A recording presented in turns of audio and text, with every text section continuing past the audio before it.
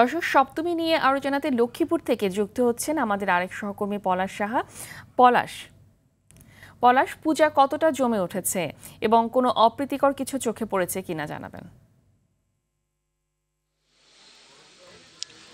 ফাহমিদা, আপনি যেমনটি জানাচ্ছিলেন, সনাতন ধর্মাবলম্বীদের সবচেয়ে যে বড় উৎসব যে শারদীয় দুর্গাপুজো, সেই দুর্গাপুজোর আজকে মহাসপ্তমী, যেটি সে মহাসপ্তমী চলছে। লক্ষ্মীপুরে যে মণ্ডপগুলো রয়েছে সে মণ্ডপগুলোতে কিন্তু মহাসপ্তমীর যে আচার অনুষ্ঠান সেটি কিন্তু সকাল থেকে শুরু হয়েছে।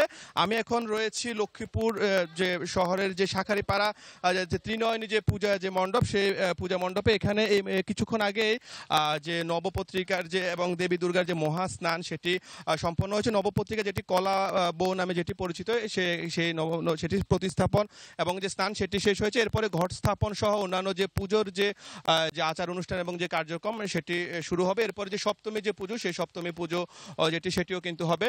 আপনাকে এখানে একটু জানিয়ে রাখি যে লক্ষ্মীপুরে কিন্তু এবছর যে ৭৮টি যে পূজা মণ্ডপ, সেই ৭৮টি পূজা মণ্ডপে দুর্গাপূজা অনুষ্ঠিত হবে। এবং আপনি যেমনটি বলছিলেন যে পূজাকে ঘিরে এখানকার যে সনাতন যে সম্প্রদায় রয়েছে তাদের মধ্যে যে একটু উৎসবের যে আমেজ সেটি কিন্তু বিরাজ করছে। প্রত্যেকটি মণ্ডপই কিন্তু খুব সুন্দরভাবে সাজানো হয়েছে এবং পুজোকে ঘিরে মণ্ডপ সহ আশেপাশের যে সড়ক রয়েছে সেই সড়কগুলো কিন্তু যে বর্ণিল যে আলোকসজ্জা, সে আলোকসজ্জা সাজানো হয়েছে। এবং পুজোকে ঘিরে কিন্তু লক্ষ্মীপুরের জেলা পুলিশের পক্ষ থেকে ৩ স্তরে নিরাপত্তা ব্যবস্থা নেওয়া হয়েছে। এছাড়াও জেলা পুলিশ সুপার এবং জেলা প্রশাসক প্রতিদিনই পূজা যে মণ্ডপগুলো, সেই পূজা মণ্ডপগুলো পরিদর্শন করছেন। সর্বোপরি পূজাকে সুষ্ঠু এবং নির্বিঘ্নভাবে সম্পন্ন করতে জেলা প্রশাসন এবং জেলা পুলিশের পক্ষ থেকে সব ধরনের যে প্রস্তুতি সেটি নেওয়া হয়েছে। ফাহমিদা, ধন্যবাদ আপনাকে।